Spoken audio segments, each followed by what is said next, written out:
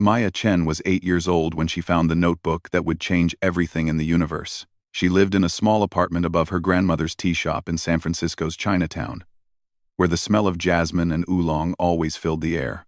Her parents worked long hours at the hospital, so Maya spent most afternoons with Grandma Lu, helping sort tea leaves and listening to old stories about dragons and magic. That Tuesday started like any other. Maya walked home from school, her backpack heavy with homework she didn't want to do. The fog rolled in thick from the bay, making the streetlights glow like fuzzy moons, even though it was only 4 in the afternoon. She kicked a pebble down the sidewalk, watching it bounce between the cracks. As she turned the corner onto Grant Avenue, something caught her eye in Mrs. Patterson's antique shop window. Between the dusty music boxes and faded photographs sat a black notebook. It wasn't special looking, just plain black leather with no writing on the cover. But when Maya stared at it, the notebook seemed to stare back. The bell above the door chimed as Maya pushed inside. Mrs. Patterson looked up from her crossword puzzle, her gray hair pinned back with a silver barrette shaped like a butterfly. "Hello, dear," Mrs. Patterson said with a smile. "Looking for anything special today?" Maya pointed at the window display. "That black notebook. How much does it cost?" Mrs. Patterson followed her gaze and frowned. "What notebook, sweetie?" "I don't see any notebook in the window." Maya looked again. The notebook sat right there between a ceramic elephant and an old jewelry box. The black one, right there next to the elephant. Mrs. Patterson walked to the window and moved the elephant, searching around it. "I'm sorry, Maya, but I don't see what you're talking about. Are you feeling all right?" This was strange. Maya could see the notebook as clearly as she could see Mrs. Patterson's confused face. She walked to the window herself and reached for it. Her fingers touched smooth leather, and suddenly the notebook felt warm in her hands. Mrs. Patterson gasped. "Where did that come from? I've never seen that before in my life." Maya opened the notebook. The pages were completely blank, but they felt different from regular paper.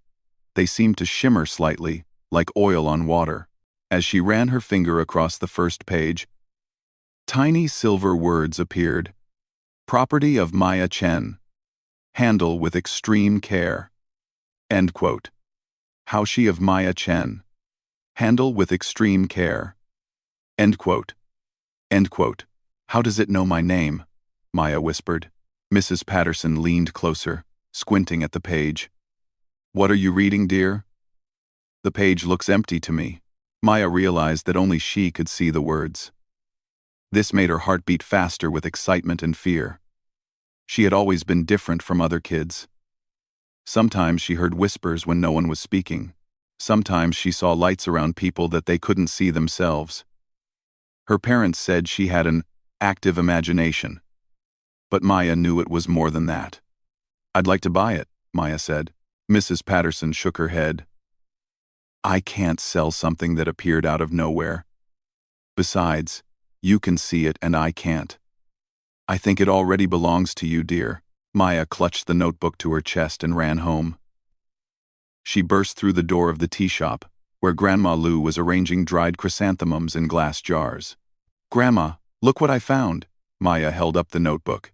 Grandma Lu looked at Maya's empty hands with concern. "Child, what are you holding?" Just like Mrs. Patterson, Grandma Liu couldn't see the notebook. Maya felt a chill run down her spine. What kind of object could only be seen by one person? She ran upstairs to her bedroom and sat cross-legged on her bed. The notebook felt heavier than it should, as if it contained more than just blank pages. Maya opened it again and watched as new words appeared. "Welcome, Guardian. The universe needs your help."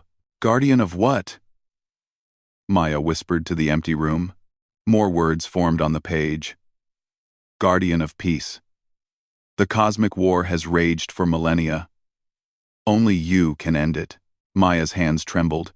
She was just a kid who struggled with multiplication tables and couldn't reach the high cupboards in the kitchen. How could she end a war, especially a cosmic one?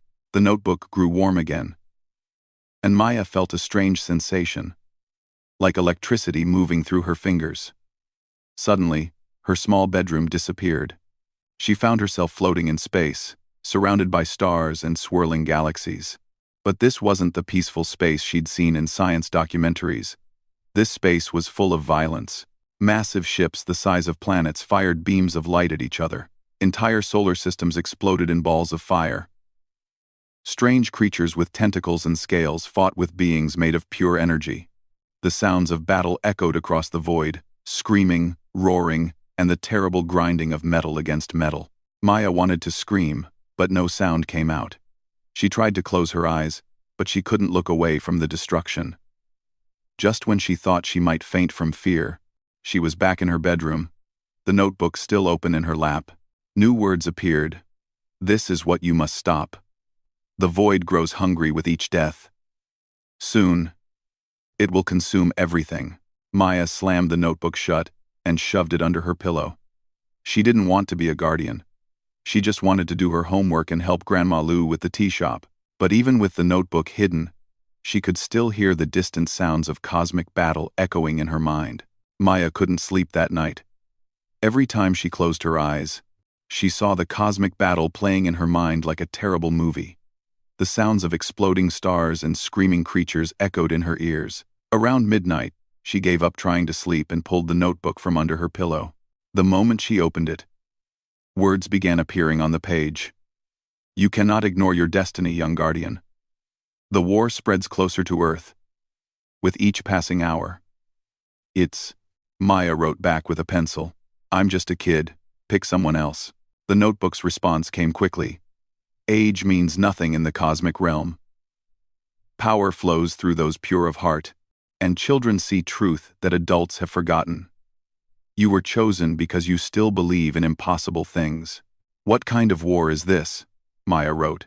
Pages and pages of text flowed across the notebook like water. Maya learned that the cosmic war had been raging for over 10,000 Earth years. It started when two ancient races, the Lumara and the Vorthok, discovered the same resource-rich dimension at the same time. The Lumara were beings of pure light, who wanted to use the dimension's energy to create new life across the universe. The Vorthok were shadow creatures who wanted to drain the energy for their own power. Neither side would compromise. The war spread as other races took sides or got caught in the crossfire. Entire galaxies became battlefields. Planets with billions of innocent inhabitants were destroyed as collateral damage. The fighting had become so intense that space itself was starting to crack. The void you saw, the notebook explained, is the space between realities. When too much destruction happens in one area, the fabric of existence tears open. The void doesn't create or destroy, it simply consumes. It has already swallowed 3 galaxies. Maya felt sick to her stomach. Why can't they just make peace? Both sides have lost too much. The Lumara's homeworld was destroyed by Vorthak shadow bombs.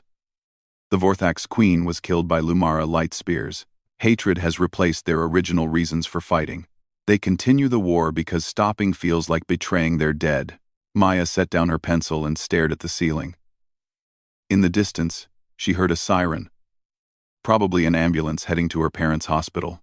Even on Earth, people fought and hurt each other. How could she stop a war between alien races when humans couldn't even stop fighting among themselves? The notebook seemed to read her thoughts. Human conflicts are different. They come from misunderstanding, greed, or fear. This cosmic war comes from grief that has turned toxic. It requires a different solution. What solution? The empathy bridge. It's an ancient technique that allows one being to share the pain and memories of others. When enemies truly understand each other's suffering, fighting becomes impossible. But it requires someone neutral, someone not caught up in the hatred. Maya's heart pounded. You want me to connect with alien warriors? What if they hurt me? The notebook will protect you. You won't meet them physically. You'll enter their dreams, their memories, their emotional essence. But be warned, you will feel everything they feel. Their pain will become your pain. Their rage will flow through you like fire. Maya almost closed the notebook right then. She thought about her normal life, school, homework, helping Grandma Liu, playing with her cat Whiskers. Everything's simple and safe. But then she remembered the vision of exploding planets and dying creatures. Somewhere in space, innocent beings were suffering because two races couldn't stop hating each other. If she had the power to help, and chose not to use it, wasn't she partly responsible for their pain? "How do I start?" she wrote. The notebook's pages fluttered, even though no wind blew in Maya's room. When they settled, a new section appeared titled, "The First Connection." Instructions filled the page in glowing silver text. Place your hand flat on this page. Close your eyes. Think of the most peaceful moment in your life. Hold that feeling in your heart like a candle flame. It will guide you home when the connection becomes too intense. When you're ready, speak these words. "I open my heart to the pain of others so that healing may begin." Maya hesitated. Once she did this, there would be no going back. She would become part of something bigger and more dangerous than anything she'd ever imagined. She thought about her grandmother's stories of brave heroes who risked everything to save others. She thought about her parents working long hours to heal sick people. They were all just regular humans doing what they could to make things better. Maya placed her small hand on the glowing page. The notebook felt warm, like it had been sitting in sunshine. She closed her eyes and remembered last Sunday morning when she'd helped Grandma Lou arrange flowers for the shop. They'd worked in comfortable silence while morning light streamed through the windows. Whiskers had curled up in a patch of sunlight, purring softly.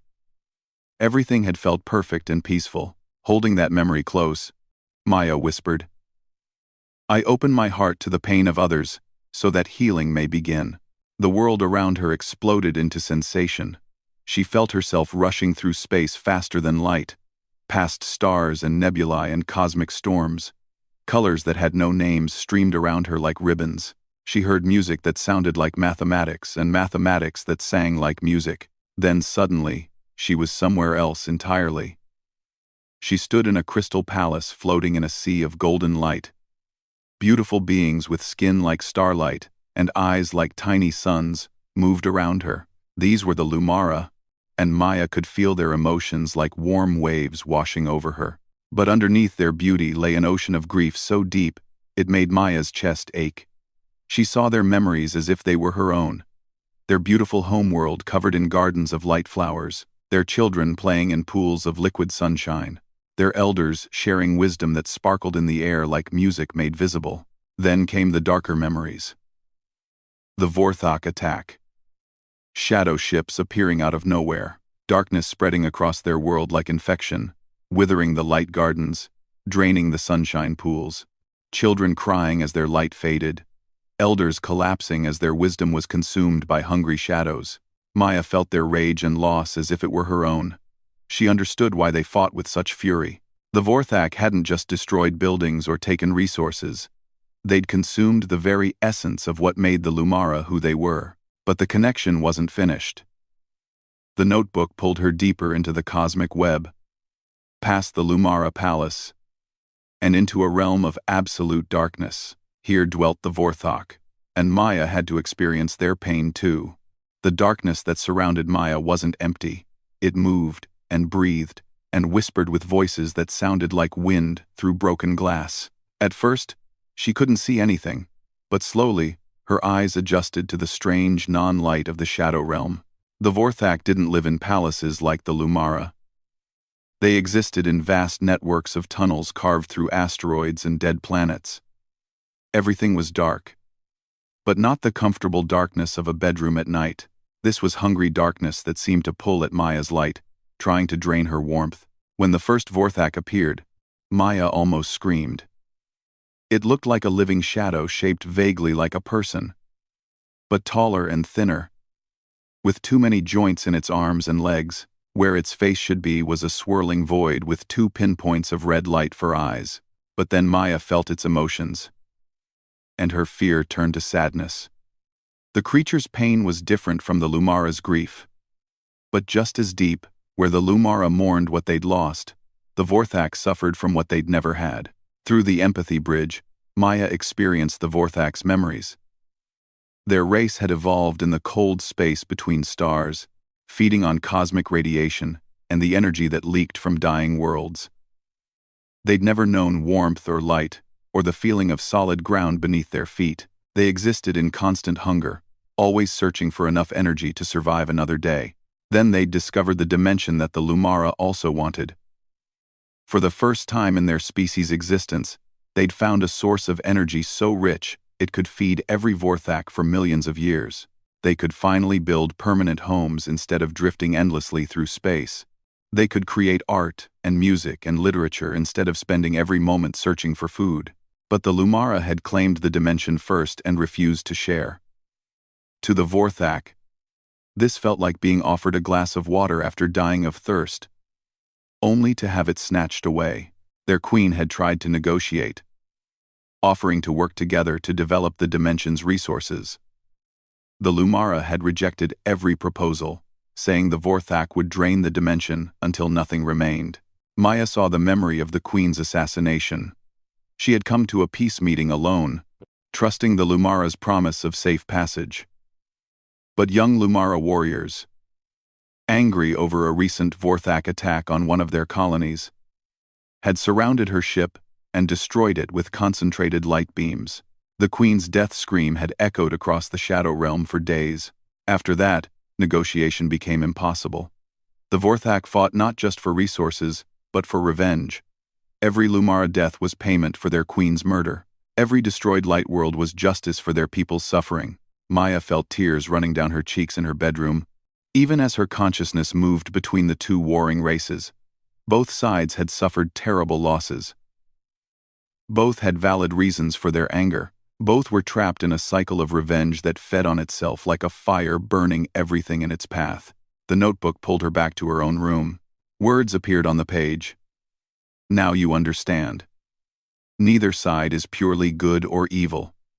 They are trapped in a spiral of pain that grows stronger with each battle. Known. Over. Maya wiped her eyes and picked up her pencil. But how can I help them see what I've seen? They're too angry to listen. The empathy bridge works both ways. You've felt their pain. Now you must help them feel each other's pain. But this requires great courage. You'll need to enter their minds while they're fighting, in the heat of battle when their emotions are strongest. The connection will be violent and chaotic. Maya's hand shook as she wrote. What if I get lost in their anger? What if I can't find my way back? Remember your anchor, the peaceful moment with your grandmother. No matter how intense the connection becomes, hold on to that memory. It will guide you home. Maya closed the notebook and tried to sleep, but her mind raced with everything she'd learned. The next day at school, she couldn't concentrate on her lessons. During math class, while Mrs. Rodriguez explained fractions, Maya found herself thinking about cosmic energy and dying stars. At lunch, while her friends talked about their favorite TV shows, Maya wondered how to convince ancient aliens to make peace. That afternoon, she sat with Grandma Lu in the tea shop, pretending to do homework while actually planning her next move. The notebook lay open in her lap, invisible to everyone but her. You're troubled, little one, Grandma Lu said, looking up from her ledger. Your spirit feels heavy today. Maya sometimes wondered if her grandmother had special abilities too. She always seemed to know when something was wrong, even when Maya tried to hide it. Grandma, Maya said carefully, what would you do if you had the power to stop a big fight? But using that power was really dangerous. Grandma Lu set down her pen and studied Maya's face. Is this a hypothetical question, or are you facing a real choice? Maya hesitated. She wanted to tell her grandmother everything. But how could she explain cosmic wars and empathy bridges and alien races? Real, Maya whispered. Grandma Liu came around the counter and sat beside Maya. In China, I lived through a terrible war. Many people suffered. I was young, like you, and I felt helpless watching so much pain around me. But I learned something important. We can't choose whether difficult times come to us, but we can choose how we respond to them. What if trying to help makes things worse? Then at least you tried. Living with the consequences of action is easier than living with the regret of inaction. The people who changed the world for the better all risked making mistakes. Maya felt the notebook grow warm in her lap. Words appeared. Tonight, The Lumara fleet will attack the Vorthak stronghold at the Meridian Nebula. This will be your best opportunity to create the bridge. Both sides' emotions will be raw and intense. Maya's stomach clenched with fear, but she thought about her grandmother's words. All around the universe, innocent beings were dying because two races couldn't stop hating each other. If she had the power to help and didn't use it, she would be partly responsible for their continued suffering. That evening, after her parents came home from work and the family had dinner together, Maya went to her room and prepared for the most dangerous thing she'd ever attempted. She placed the notebook open on her bed and centered herself the way her grandmother had taught her during meditation. She thought about that perfect Sunday morning, the sunlight, the flowers, the purring cat, the feeling of being completely safe and loved. She wrapped that memory around her heart like armor made of light. Then she placed both hands on the notebook and spoke the words that would send her consciousness into the middle of a cosmic battle. I open my heart to all pain, so that healing may begin. The universe exploded around her in fire and darkness. Maya found herself in the middle of chaos. The Meridian Nebula battle raged around her like a storm made of light and shadow.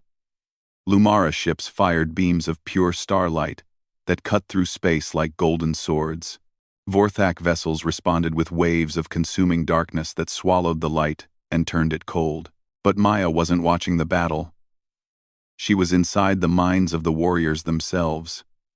Through the empathy bridge, she felt every emotion on the battlefield.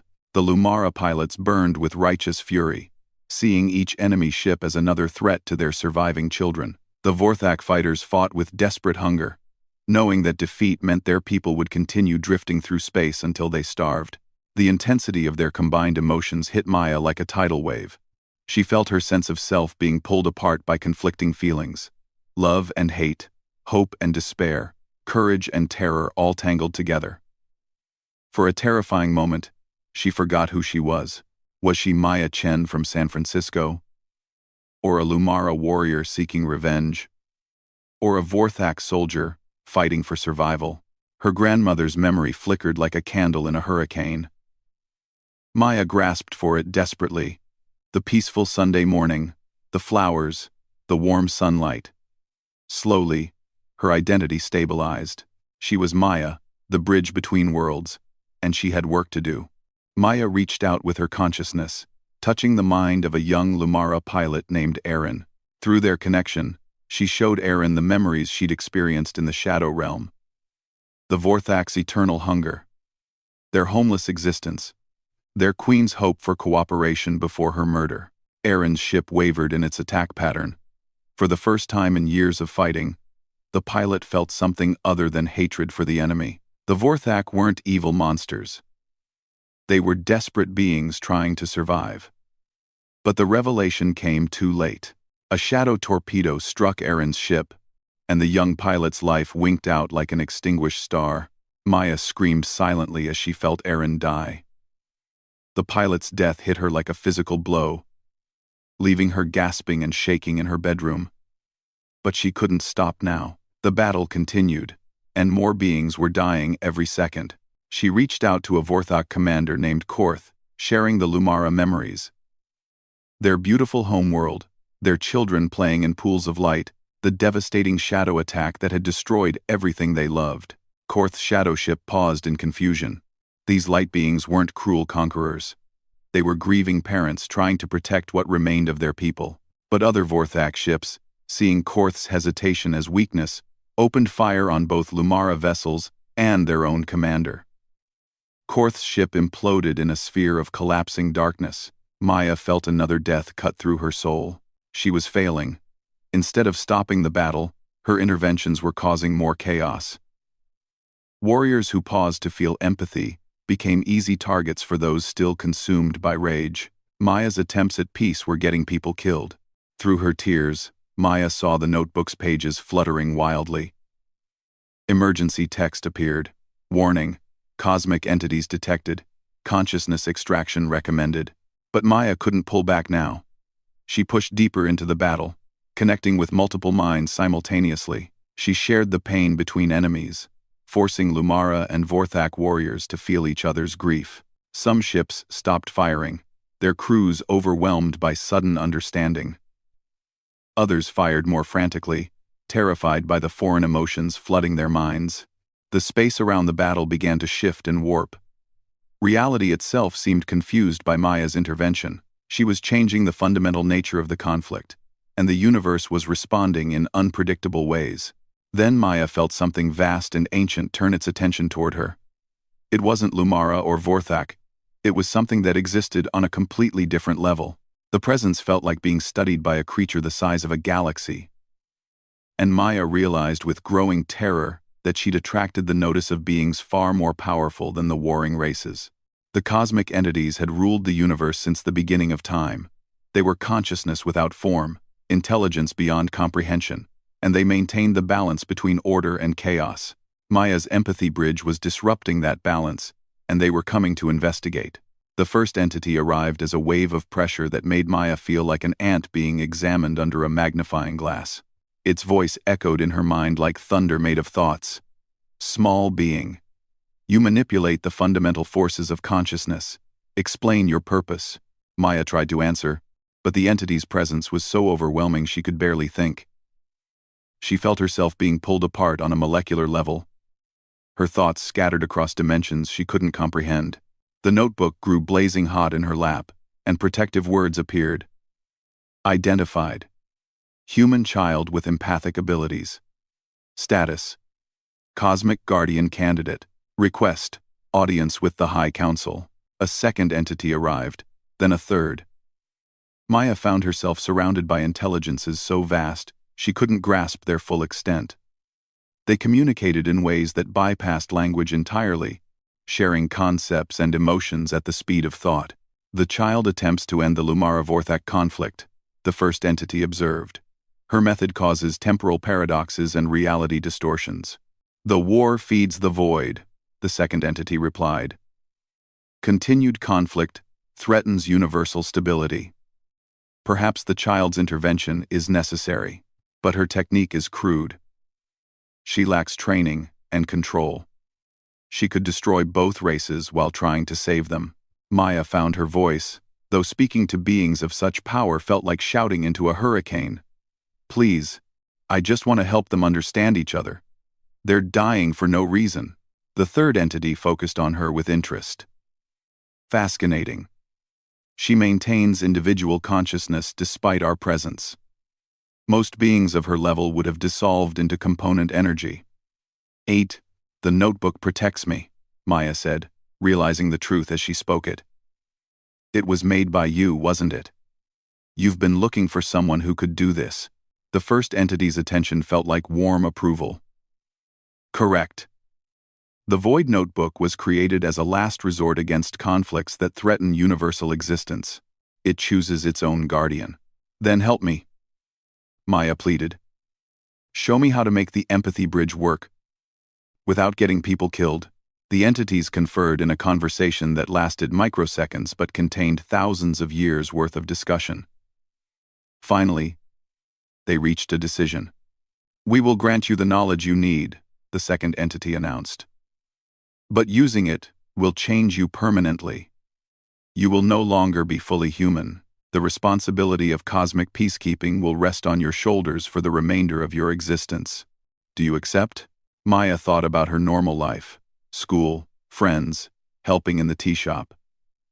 She thought about growing up, going to college, maybe becoming a doctor like her parents. All of that would be lost if she accepted. But she also thought about the battle still raging below. About the innocent beings dying while she hesitated. About the void that grew hungrier with each death. The universe needed someone to stand in the gap between warring factions, and somehow she'd been chosen for that role. Maya Chen, 8 years old, made the decision that would save millions of lives and change the course of cosmic history. I accept. The moment Maya accepted, the universe changed around her.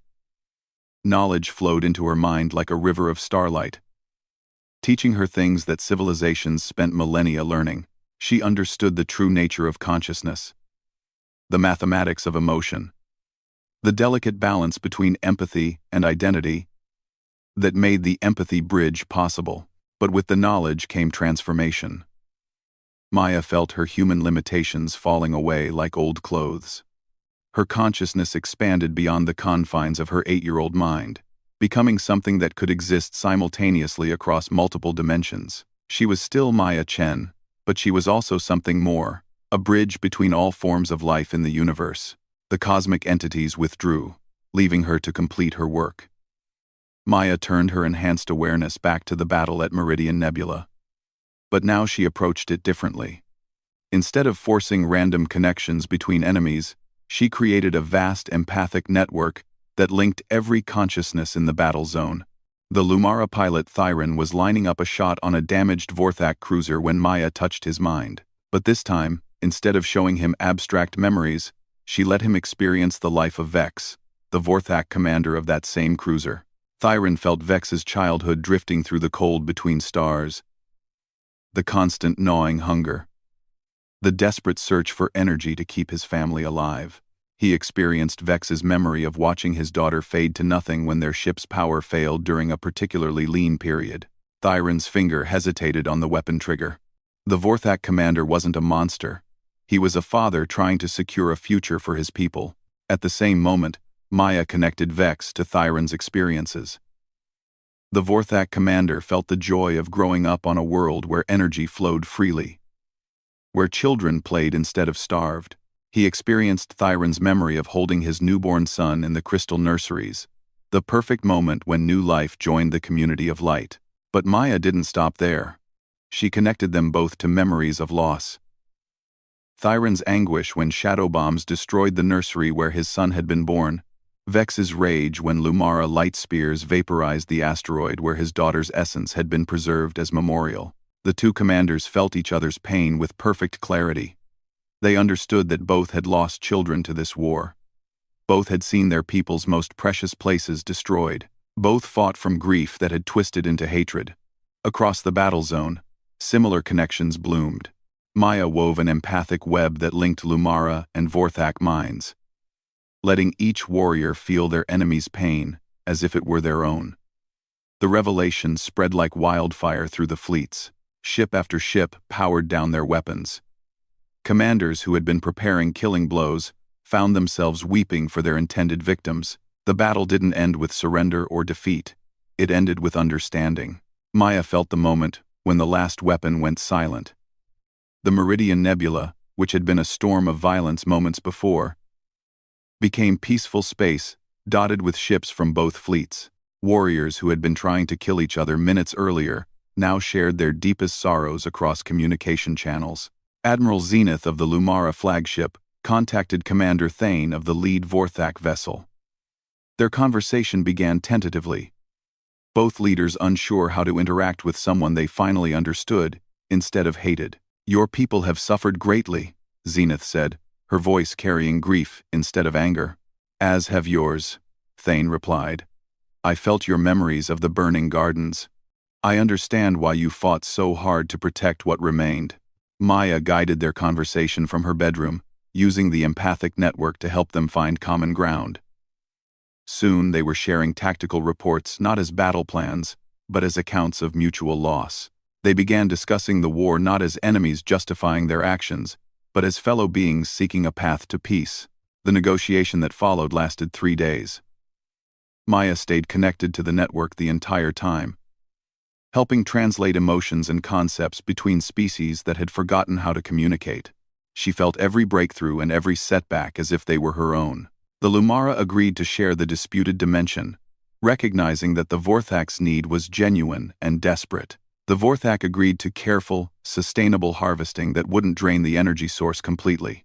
Both sides established joint monitoring stations to ensure cooperation and prevent future conflicts. But most importantly, they created the Memorial Compact. Both races would build a shared monument in the dimension they'd fought over. It would honor all who had died in the war, Lumara and Vorthak alike. Future generations would visit the memorial to remember the cost of hatred and the value of understanding. When the peace agreement was signed, Maya felt the void itself respond. The tears in space-time that had been spreading from the war zones began to heal. The hungry darkness that consumed destroyed worlds grew quiet and retreated. The universe itself seemed to breathe easier. Maya finally released the empathic network and returned fully to her bedroom. She was exhausted beyond description, but also transformed. The knowledge the entities had given her was now permanently part of who she was. She would never again be just a regular human child. The notebook had changed too. Where it once showed only silver text, now it displayed messages from across the cosmos, requests for help from other conflicts, reports on spreading peace initiatives, updates on species that had learned empathy from the Lumara Vorthak example. Maya realized this was her life now. She was the guardian of peace, the bridge between warring peoples, the child who had shown the universe that understanding could triumph over hatred. It was a heavy responsibility for someone who still couldn't reach the high cupboards in her kitchen, but she wasn't alone. The notebook connected her to a network of other peacekeepers across the universe, some human, some alien, all dedicated to preventing conflicts from escalating to cosmic war. She would learn from them and teach them in return. The next morning, Maya went downstairs to help Grandma Liu open the tea shop. Her grandmother looked at her with knowing eyes. "You did something important yesterday, didn't you?" Grandma Liu said. Maya nodded, not trusting herself to speak. "I'm proud of you, little one. Whatever burden you've taken on, you won't carry it alone.